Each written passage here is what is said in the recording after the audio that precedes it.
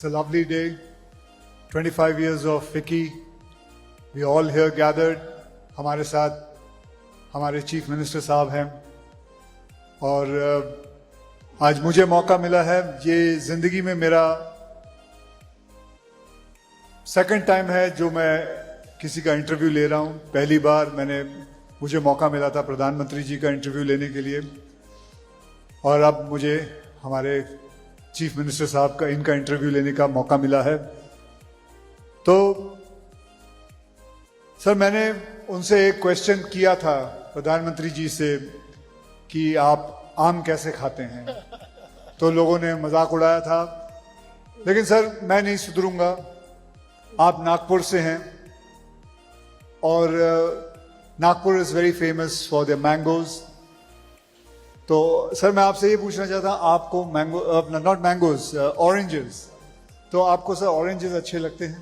बिल्कुल अच्छे लगते हैं, बहुत अच्छे लगते सर आप उसे वो कैसे खाते हो? छील के खाते हो या उसको जूसर में डाल के जूस पीते हैं? मैं आपको एक नई पद्धति बताता हूँ. ये जो ऑरेंज होता है ना, उसको पील किए बिना यू जस्ट कट इट और उसको कट करके दो भागों में आप कर दीजिए. उसके ऊपर थोड़ा नमक डालिए. मतलब उसको पील करके? हाँ, ना, जस्ट काट दीजिए. ओके. जैसा कि वैसा उसका वो कवर सब रहने दीजिए. Don't peel it. उस पर थोड़ा नमक डालिए और फिर जैसे आम खाते हैं वैसे उसको खाइए. कवर मत खाइए. उसका जो जूस है उसको आप खाइए और चूसिए. देखिए एक अलग ही आपको फीलिंग आएगा ऑरेंज खाने का. ये सिर्फ ओजी लोगों को मालूम है जो नागपुर से है. They only know it how to eat. So that's great. तो आज एक समथिंग नई चीज सीखने मिली है. So I'm surely going to try this. So sir, second question की तरफ चलते हैं सर. सर मैं इस फिल्म इंडस्ट्री के अंदर I've been an actor और सर आप जो हैं वो पॉलिटिक्स के दुनिया के स्टार हैं. सर आप बताइए कोई ऐसी फिल्म जैसे कि मैं किसी पॉलिटिशियन को देखता हूं, कभी उनसे इंस्पिरेशन लेता हूं. सर आपके लिए कोई ऐसी फिल्म या कोई ऐसा इंसान हो जिसको आपने इन्फ्लुएंस किया हो आपके लीडरशिप के लिए, जो फिल्म इंडस्ट्री के अंदर हो? देखिए पहली बात तो यह है कि फिल्म जो हमको इन्फ्लुएंस करती है वो not as a leader but it influences हमारी जो संवेदनाएं होती है, जो एक ह्यूमन फीलिंग होता है हमारा, उसको फिल्म्स जो है वो एक प्रकार से प्रभावित करती है. तो ऐसे कई फिल्मों ने मुझे प्रभावित किया है. लेकिन जहाँ तक आप पॉलिटिक्स की बात करेंगे तो एक फिल्म है जिसका मैं जिक्र करना चाहूँगा कि उस फिल्म ने मुझे प्रभावित तो किया, लेकिन उस फिल्म ने मेरे लिए इतनी समस्याएं बढ़ाई. और वो फिल्म है नायक. हाँ, वो नायक फिल्म में अनिल कपूर जी एक दिन के चीफ मिनिस्टर बनके दिन भर में इतने काम कर देते हैं. तो मैं कहीं पर भी जाता हूं तो लोग मुझे कहते हैं नायक जैसा काम करो. देखो एक दिन में कितना उन्होंने कर दिया, कैसे एक दिन में उन्होंने दुनिया बदल दी. तो मुझे एक दिन अनिल कपूर जी मिल गए. मैंने उनको कहा क्यों बनाई हुई नायक, आप नायक और हम नालायक, ऐसा लोगों को लगने लग गया. एक दिन में इतनी सारी चीजें कैसे आपने कर दी उसके अंदर. तो मुझे ऐसा लगता है कि एक बेंचमार्क सेट करने का काम उसने किया है. बट अदरवाइज मुझे ऐसा लगता है कि फिल्मों ने एज ए ह्यूमन मेरी फीलिंग्स को शेप करने के लिए, मेरी इमोशंस को शेप करने के लिए, और हमेशा चूंकि कोई भी फील्ड ऐसा होता है कि जिस फील्ड में आप बार बार अगर कोई काम करते रहते हो तो कई बार आपकी इमोशंस जो है वो थोड़ी डीम होती है जी. थोड़ा आप यूज्ड टू हो जाते हैं. तो उन इमोशंस को जिंदा रखने का काम ये फिल्मों ने किया है. और मैं ऐसा मानता हूं कि फिल्म देखने के बाद मैं वही एक नॉर्मल आदमी बन जाता हूं जो मैं सालों से हूं. सर आपने जैसे बताया कि नायक फिल्म के अंदर अनिल कपूर जी एक दिन के लिए चीफ मिनिस्टर बन जाते हैं. सर अगर आपको मैं पूछूं कि एक दिन के लिए आप फिल्म के एक डायरेक्टर बन जाएं और फिल्म का नाम हो महाराष्ट्र, तो पहला सीन आप क्या पिक्चराइज करेंगे? मुझे ऐसा लगता है कि अगर महाराष्ट्र पे फिल्म बनती है तो पहला सीन होगा जिसमें छत्रपति शिवाजी महाराज ये राज्याभिषेक के लिए बैठे होंगे और इतने सालों की गुलामी के बाद फिर एक बार स्वराज्य का निर्माण, यही उसका पहला सीन होगा। तो सर मैं आपसे एक और चीज पूछना चाहूंगा, जैसे बॉलीवुड में हमारी हिंदी फिल्म इंडस्ट्री में रियल हीरोज दिखते हैं, आपके हिसाब से पॉलिटिक्स के रियल हीरो कौन है? देखिए, आज अगर हम लोग भारत को अगर हम देखें तो भारत के इस पूरे पॉलिटिकल हिस्ट्री में हमको रियल हीरो के रूप में हमारे प्रधानमंत्री नरेंद्र मोदी जी दिखाई देते हैं। और वो इसलिए दिखाई देते हैं कि he has walk the talk.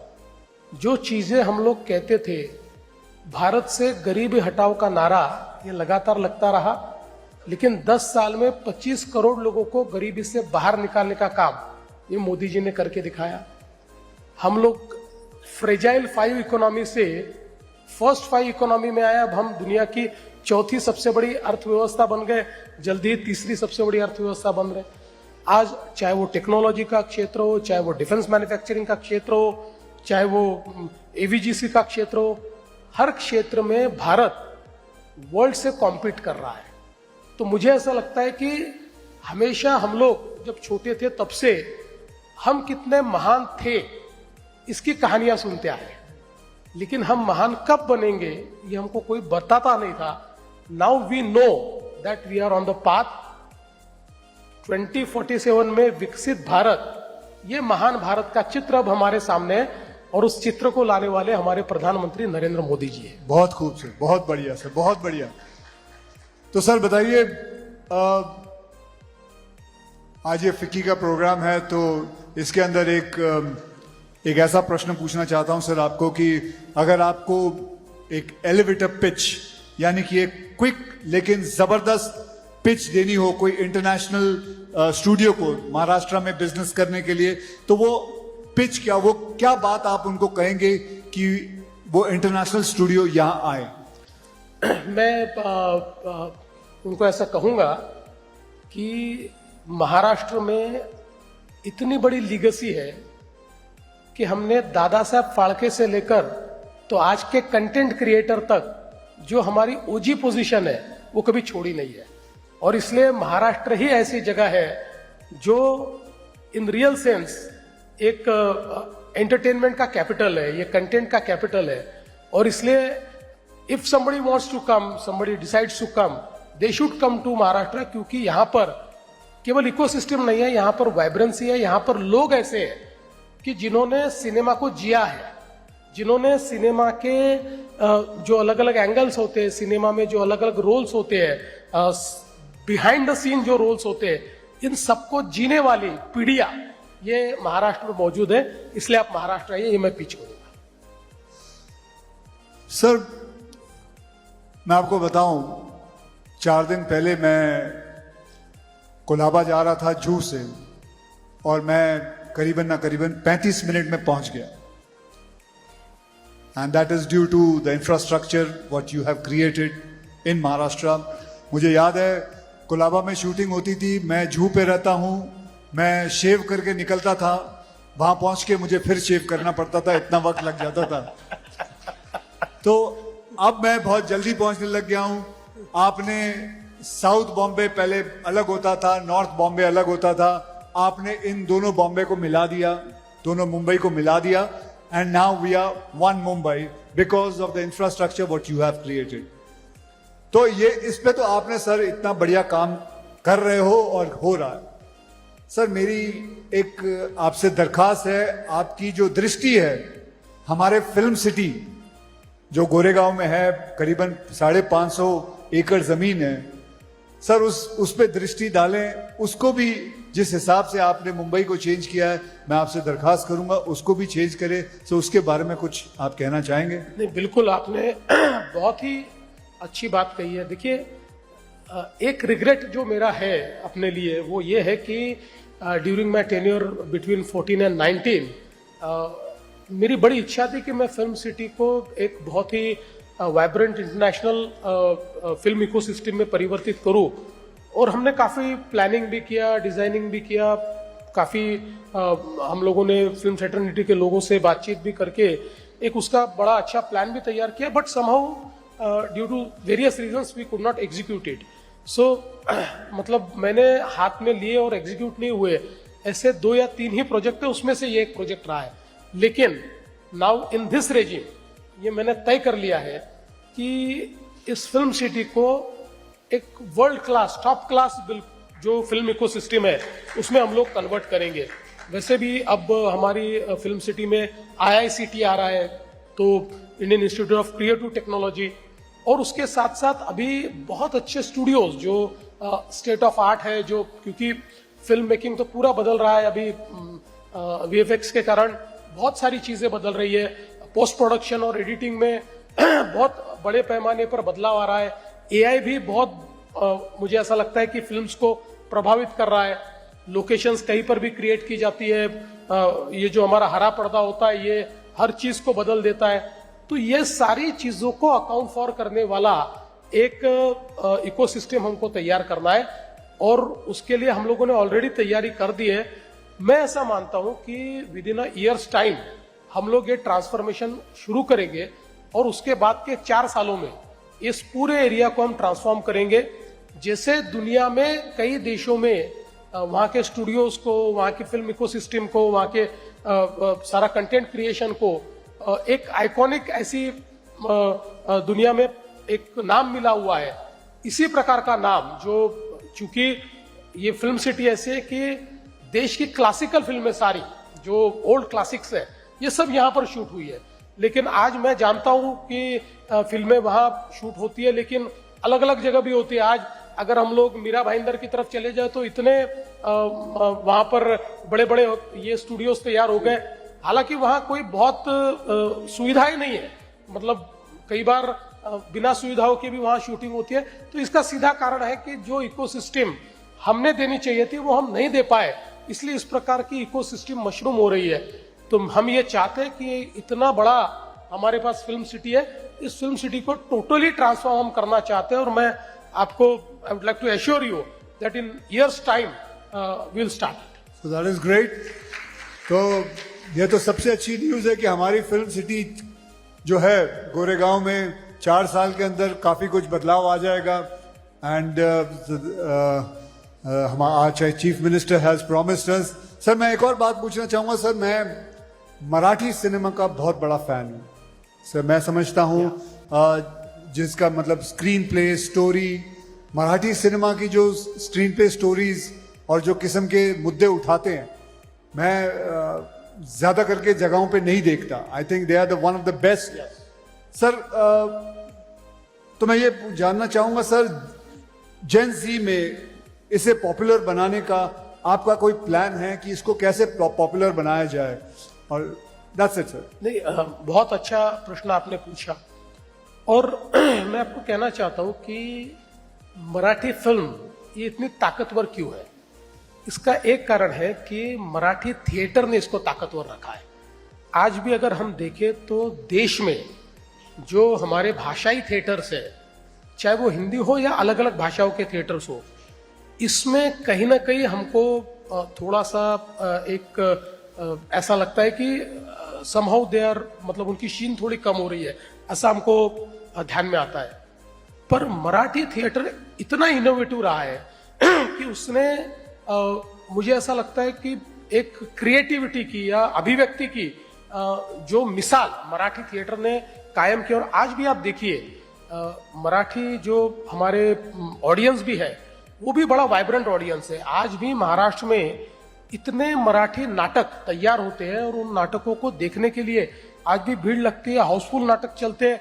कई लोगों ने तो 10-10 हजार शोज का वर्ल्ड रिकॉर्ड तैयार किया हुआ है. तो ये जो चीजें हैं इसके कारण वही क्रिएटिविटी आज हमको मराठी फिल्म में भी देखने को मिलती है. और आपने जो कहा तो मुझे ऐसा लगता है कि आप देखिए नटरंग जैसा एक फिल्म आती है, या पुरानी जो थीम्स है उसके ऊपर फिल्म, अभी दशावतार का एक ये चल रहा है थिएटर में भी नए, मतलब जो बहुत ओल्ड इस प्रकार के सखाराम बाइंडर जैसा एक शो अगर शुरू हो जाता है तो उसको जेन जी भी मराठी की ये लाइक कर रही है, आज उसके ऊपर लोगों को वो चीजें पसंद आ रही है। तो मुझे ऐसा लगता है कि ये जो मराठी ऑडियंस है, स्पेशली जेन जी जो है, ये अभी फिल्मों से जुड़ रहा है। देखिए, एक ये जो क्रिएटिविटी बड़े पैमाने पर जो मराठी में हमको दिखाई पड़ती है, उसमें निश्चित रूप से मुझे ऐसा लगता है कि उसको आज मतलब एक समय ऐसा था कि हमारे मराठी फिल्म्स को कई बार थिएटर मिलने में तकलीफ होती थी, और कोई ब्लॉकबस्टर फिल्म आ जाए तो मराठी फिल्म का रिलीज रोकना पड़ता था। पर आज ऐसी स्थिति है कि एक ही दिन 2 मराठी फिल्में रिलीज होती है और दोनों ब्लॉकबस्टर हो रही है, दोनों बिल्कुल लोगों को पसंद आ रही है। तो ये एक बहुत बड़ा काम हो रहा है, और हम भी एज अ गवर्नमेंट, हमारा भी ये प्रयास है कि हम लोग मराठी फिल्म इंडस्ट्री को मदद करें। इसलिए कई योजनाएं भी महाराष्ट्र सरकार की ओर से हम चला रहे हैं कि जिससे हमारी मराठी फिल्म इंडस्ट्री को बूस्ट मिले। लेकिन आपने एक बहुत अच्छा मंत्र मुझे दिया है। देखिए, हमने कोई बहुत specific effort to connect Gen Z with Marathi films हमने नहीं किया है, और आज आपने मुझे एक नया मंत्र दिया है, how to connect Gen Z to Marathi films. अब इसके ऊपर मैं वर्क करूंगा। बहुत बढ़िया सर। आप महाराष्ट्र के चीफ मिनिस्टर साहब हैं, so you know the dark side of Maharashtra. आपको ऐसे ऐसे सीक्रेट्स पता है महाराष्ट्र के, about weather crime, everybody, the police reports to you, आपको सब पता है अंदर महाराष्ट्र में क्या क्या कहां क्या हो रहा है। तो सर, एक मैं आपसे बात पूछना चाहूंगा कि आप फिल्में देखते हैं? बिल्कुल देखता हूं। तो सर मुझे बताइए सर कि फिल्में जो है वो क्राइम को कॉपी कर रही है या क्राइम है वो फिल्मों को कॉपी कर रहा है? आप अंदर की बात जानते हो, आप ही को ये बात पता है। नहीं, मुझे ऐसा लगता है कि क्राइम फिल्मों से आगे निकल गया है, क्योंकि क्राइम फिल्मों से आगे निकल गया है। बिल्कुल। देखिए, जब तक स्ट्रीट क्राइम था तो स्ट्रीट क्राइम में लोग फिल्मों को कॉपी करते थे। लोगों को ऐसा लगता था कि फिल्म में अगर कोई बड़ा गुंडा दिखता है तो वो जो जिस क्रिमिनल माइंडेड लोग उस प्रकार का गुंडा, थोड़ा हीरोइक गुंडा बनने की कोशिश करते थे, रॉबिन हुड बनने की भी लोग कोशिश करते थे। लेकिन अब जो है ये साइबर क्राइम का जमाना है, और ये साइबर क्रिमिनल्स इतनी तेजी से टेक्नोलॉजी को अडॉप्ट करते हुए आगे बढ़ते हैं कि आज हम लोगों के सामने एक बड़ा क्वेश्चन मार्क ये साइबर क्रिमिनल्स ने खड़ा किया है। हालांकि उसका जवाब भी टेक्नोलॉजी में ही है, और हमने वो टेक्नोलॉजी को तैयार किया है। तो मुझे अब लगता है कि आने वाली फिल्मों में हमारे जो हीरोज है, ये हीरोज साइबर वॉर को एक प्रकार से जीतने वाले हीरोज बनने चाहिए। वो साइबर वॉर को या साइबर क्राइम को रोकने वाले हीरोज, ये हमको देखने को साइबर क्राइम पे फिल्म बनानी चाहिए। बिल्कुल बिल्कुल बनानी चाहिए, क्योंकि देखिए, जिस प्रकार से साइबर क्राइम का एक आक्रमण हमारे ऊपर हो रहा है, आज मैं ऐसा मानता हूं कि हमारी जो पुलिस फोर्स है, उस पुलिस फोर्स में हमको पूरा ओरिएंटेशन चेंज करना पड़ रहा है। हमारी पुलिस फोर्स को अब ये ध्यान में लाना पड़ रहा है कि नाउ स्ट्रीट क्राइम ये बहुत आसान चीज है, इसको पकड़ना वगैरह। अभी सीसीटीवी नेटवर्क है, एआई एनेबल्ड सीसीटीवी है, वो फेस रिकॉग्निशन कर देते हैं, तो हर चीज का एविडेंस मिल जाता है। लेकिन ये जो डिजिटल क्राइम अभी हो रहा है, डीप फेक्स हो रहे हैं, फिशिंग हो रहा है, लोगों को फाइनेंशियल फ्रॉड्स में अटकाया जा रहा है, सेक्सटॉर्शन हो रहा है, ये बड़े भयानक क्राइम है जिसको अभी तक हमारी फिल्म इंडस्ट्री उस तरीके से शोकेस नहीं कर पाई है। तो मैं मानता हूं कि इसके ऊपर फिल्म भी बननी चाहिए, क्योंकि इसमें सबसे बड़ी बात जन जागृति है। आपने अक्षय जी खुद इसकी शुरुआत की है, आपने जन जागृति में बहुत बड़े पैमाने पर अवेयरनेस निर्माण करने के लिए कई कैंपेन्स आपने हमारे साथ भी किए हैं, अलग से भी आपने कई कैंपेन्स किए। तो मुझे लगता है कि चूंकि films they are the best communicators. Film जो कम्युनिकेट करती है, जो एक भावना को तैयार करती है, वो जो उसका पावर है, उस पावर को अब अनलीश करने के लिए मुझे लगता है कि फिल्मों को अब ये जो डिजिटल वॉरफेयर चल रहा है, इसमें भी फोकस करना चाहिए। मैं आपसे एक पूछना चाहता हूं सर, मैं एक फिल्म कर रहा हूं जिसमें मैं एक नेगेटिव रोल कर रहा है, तो करूं या नहीं करूं? अभी मैं विचार कर रहा हूं, क्योंकि वो एक नेगेटिव फिल्म, मतलब मैं एक रोल कर रहा हूं जिसके पिक्चर का नाम ही है हैवान। तो मैं, लेकिन उसमें ये है कि मैं हार जाता हूँ। हैवान जो है वो हार जाता है, तो कर लेना चाहिए। ठीक है, आपके हिसाब बिल्कुल से करना चाहिए, क्योंकि देखिए मैं तो ऐसा कहता हूं कि आपके जैसे वर्सेटाइल एक्टर ने हर रोल करना चाहिए, क्योंकि अल्टीमेटली किसी भी एक्टर के लिए व्हाट इज अकम्प्लिशमेंट, तो हर प्रकार के रोल करना, और हर रोल में मतलब कई हमने ऐसी पिक्चर भी देखी है ना कि जिसमें हालांकि विलन आखिरी में हार जाता है, लेकिन कई बार विलन हीरो से ज्यादा इंपैक्ट छोड़कर चला जाता है, तो वो दैट इज क्रिएटिविटी। तो मुझे लगता है कि आपने करनी चाहिए, लेकिन ज्यादा फिल्म में आप हीरो करके करिए, ये दूसरी लाइन मत पकड़िए। नहीं, मेरा एक मन किया कि मैं एक नेगेटिव रोल करूं, तो इसलिए मैं कर रहा हूं, नहीं तो ज्यादा करके तो सारी फिल्में मैं हीरो के और तौर से ही करता हूं। सर, एक बड़ा सा लाइट सा क्वेश्चन है, अगर आप इजाजत दें तो मैं आपसे पूछूं सर।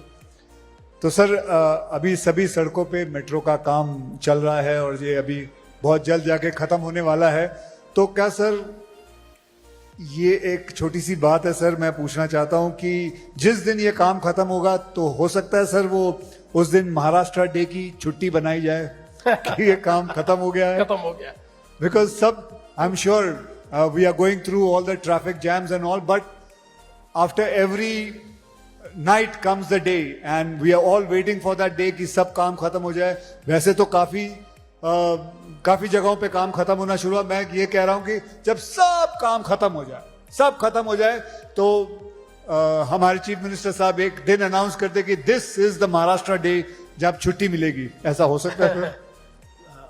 आपने बहुत अच्छी बात कही है कि बहुत बड़े पैमाने पर मुंबई में काम चल रहा है, और I take this opportunity to actually apologize all the Mumbaikars for what they are going through in the traffic, लेकिन it is for good, क्योंकि जैसे हमारे मेट्रोज, उसके बाद हमारे टनलिंग का काम चल रहा है, बहुत बड़े पैमाने पर हम लोग अंडरग्राउंड रोड्स तैयार कर रहे हैं, टनल्स तैयार कर रहे हैं, तो ये सारी चीजें जैसे समाप्त होगी, तो हम लोगों ने एक मंत्र मुंबई के लिए तैयार किया है कि मुंबई इन 59 मिनट्स, और इसका मतलब यह है कि हम लोग चाहते हैं कि मुंबई के किसी भी कोने से किसी भी कोने तक जाने के लिए मैक्सिमम टाइम जो आपको लगना चाहिए वो 59 मिनट्स लगना चाहिए, बाकी उससे कम ही लगना चाहिए।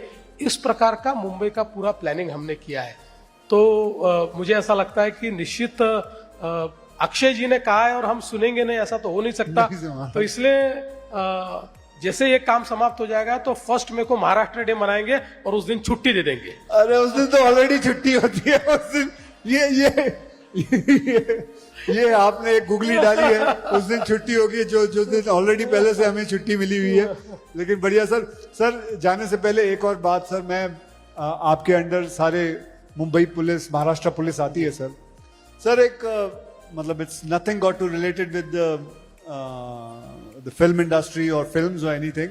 सर, मैं देखता हूं सर, ये लोग जो जूते पहनते हैं उसके अंदर जो हील होती है, it is not an easy job to run in those heels. मेरे हिसाब से being an athlete, being a sportsman, मैं समझता हूं सर, अगर आपको ठीक लगे, क्योंकि मुझे पता है कि ये जब भागते हैं या इतना चलते हैं तो महाराष्ट्र पुलिस की पीठ पे हमेशा कोई ना कोई प्रॉब्लम्स आती है। You can get a slip disc, you can get L4, L5 problem because of that heel. So I was just, छोटा मुंह बड़ी बात जैसे है सर, कि अगर उनके जूते चेंज हो जाए ना तो महाराष्ट्र पुलिस के लिए बहुत काम आएगी ये बात कि they can run much faster than any criminal. बहुत अच्छी बात आपने कही है, और शायद इससे पहले किसी ने हमारे ध्यान में भी ये लाकर नहीं दी।